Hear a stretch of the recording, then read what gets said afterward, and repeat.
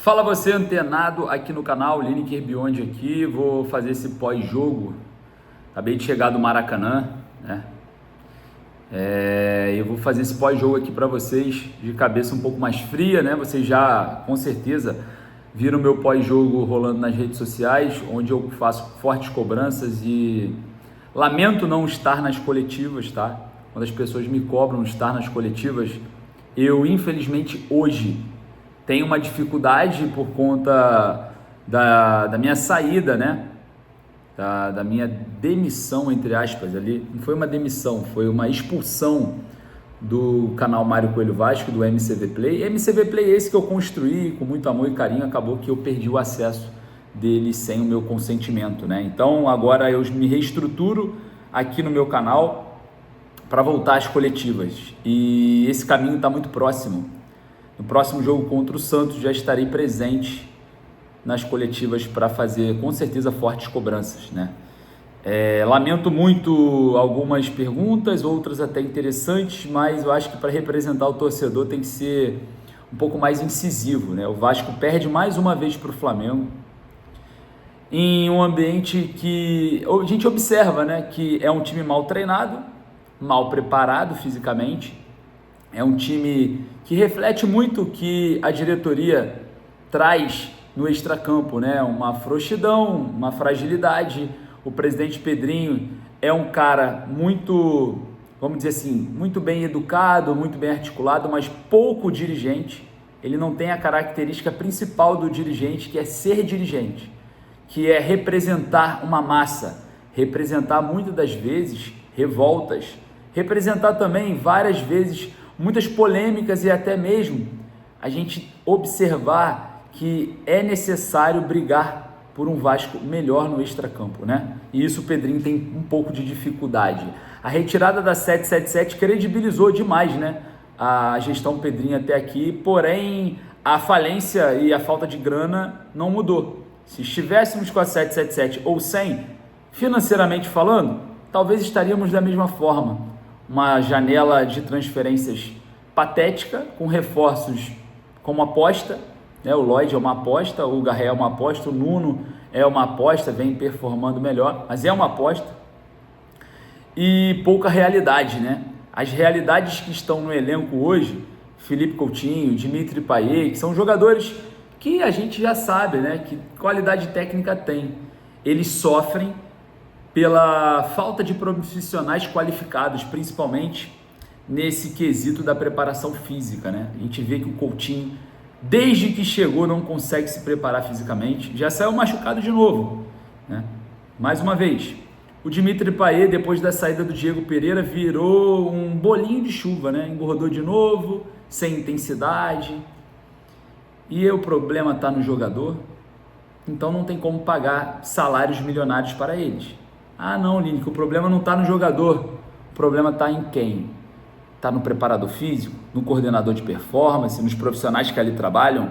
E desde 2024, no início do ano de 2024, né, naquele momento de transição, desde que estamos com jogadores qualificados tecnicamente, eles estão indispostos e não preparados fisicamente. Tá na hora de fazer uma limpa na coordenação que faz os estudos, que fazem todo o preparo físico dos atletas. O Daniel Félix, ano passado, muito criticado por mim, muito, amplamente criticado, eu volto a criticá-lo. Tiraram ele do campo de preparador físico 1, voltaram ele para coordenador de performance. É ele mesmo, o Daniel Félix, altamente criticado. Falei com ele pessoalmente pelo telefone, conversa muito boa, pessoa muito boa, mas insuficiente para mim, profissionalmente falando, no Vasco. Tá nada contra o CPF do Daniel, mas precisa sair, precisa ir embora. E se depender do Pedrinho, pela falta de característica de um belo de um dirigente, né? Aquele cara que tem um posicionamento forte, um cara que aparece, fala quando precisa, age quando precisa, ele não vai ser mandado embora. Não vai. O Vasco vai ter as mesmas dificuldades físicas que tem no início desse ano, que teve no ano de 2024, teremos no Campeonato Brasileiro, Sul-Americana e Copa do Brasil em 2025. O resultado disso, torcedor, é eliminação e brigar para não cair. Já vou avisando logo. Enfim, o Pedrinho ele fala na coletiva, né? Ele entra primeiro na coletiva para falar sobre a arbitragem, que mais uma vez erra a favor do Flamengo. Isso já é normal. Isso a gente já sabia que ia acontecer. Erraram no primeiro jogo, no lance que o Wesley tinha que ser expulso. E iam errar de novo e vão errar de novo no próximo ano. Fato, né?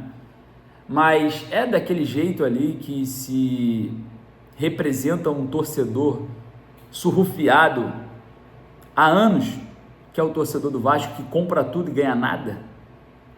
Não é daquela forma. A gente precisa de postura firme.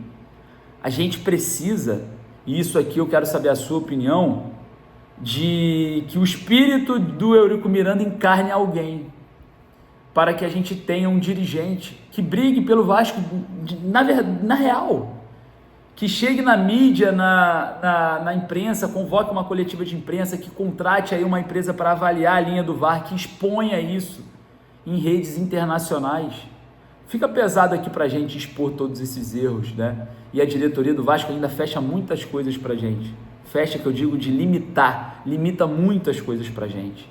Já falaram para mim, né, que eu não sou muito bem visto internamente no Vasco e que eu falo muito, falo demais, que às vezes eu cobro de forma exagerada.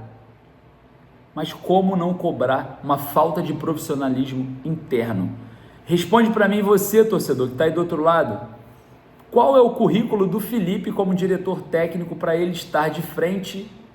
E quando eu falo do Felipe é porque ele é o cara que comanda o elenco, tá? Não é o Pedrinho, não. O Felipe é o coração do Pedrinho no elenco, é ele que coordena tudo ali. E qual é o currículo que ele tem como diretor técnico que o credencia para estar ali, à frente de um elenco? E a gente vê que o elenco tem problemas psicológicos, o elenco tem problemas estruturais e técnicos, o elenco tem problema tático. O Carille é altamente limitado e todos nós já sabemos disso. E eles também sabem, o Pedrinho também sabe. Só que a dificuldade de compreensão, entendimento do trabalho é muito grande. A equipe tem problema físico. Então vamos lá, psicológico, físico, técnico e tático. E ninguém sai, e ninguém é demitido. Será por quê? Será que o Júlio Brandt tinha razão falando que o Vasco é cabide de emprego para amigos e por isso que não temos demissões em massa? Será que os mercados feitos pela atual diretoria, o Jean David já nem vem mais para a lista de relacionados, o Maxime Domingues também não? São os dois reforços que o Pedrinho e o Marcelo Santana tentam justificar desde o ano passado. E aos poucos, né, fora do campo de visão do torcedor, eles vêm não sendo mais relacionados. É carimbar a incompetência. Escuta o que eu estou te falando. A incompetência dessa janela também vai aparecer. Até hoje, o Maurício Lemos não jogou 90 minutos, nem sequer 45. O principal zagueiro que chegou para ser reforço do Vasco. O principal zagueiro não joga. Qual é o problema dele? Físico, psicológico, técnico ou tático? Tático que eu digo é o treinador não saber colocar o jogador no lugar certo em campo, onde ele vai performar mais, onde ele vai ter melhor aproveitamento. E é questionável o Lloyd, que jogava muito mais pelo lado direito de ataque do que pelo lado esquerdo, e nos jogos que ele atuou com a camisa do Vasco, ele entrando só pelo lado esquerdo, um jogador que foi lateral direito, está jogando pelo lado esquerdo. A falta de profissionalismo no Vasco reina, a falta de cuidado com o torcedor é escancarada. A gente observa, né, que o Vasco teve muitas dificuldades financeiras, dificuldades estruturais. Quando eu falo estruturais, são questões do CT. Vem tentando trabalhar à frente disso, mas como que fica o futebol? O maior gerador de renda. Só tem uma saída, torcedor. Um investidor fazer uma proposta, se não já fez. Porque o Pedrinho falou que não tem proposta uma semana atrás. E hoje? Onde está a transparência dos processos que acontecem no Vasco? Aonde está a responsabilidade com a Vasco SAF, que é a Sociedade Anônima de Futebol, ou futebol do clube? Mais uma eliminação, são 5 clássicos, 4 derrotas, uma vitória pela... Vou falar um negócio para você, né? Em cima da equipe do Botafogo, que não tinha nem treinador, não tinha nenhuma equipe pronta. E mais uma vez, torcedor, a gente vê as coisas amadoras se escancararem e a cobrança precisa chegar. O Pedrinho, ele falou sobre a arbitragem, né? Tentando representar o torcedor de alguma forma ali na coletiva, mas a forma que ele se apresentou me deu até sono. A forma que ele chegou lá para falar com a imprensa na coletiva, eu juro para você, eu quase dormi. Sem energia, sem um posicionamento forte, sem a demonstração, a gana, o suor de quem realmente não aguenta mais ser roubado, principalmente em jogos contra o Flamengo. Não assusta ninguém esse posicionamento, Pedrinho, infelizmente. E você, que eu apoiei bastante nas últimas eleições, não apoiei diretamente, mas fiquei muito feliz, postei nas redes sociais quando você venceu, acreditando muito no seu trabalho, ainda acredito, mas mudanças precisam ser feitas para ontem.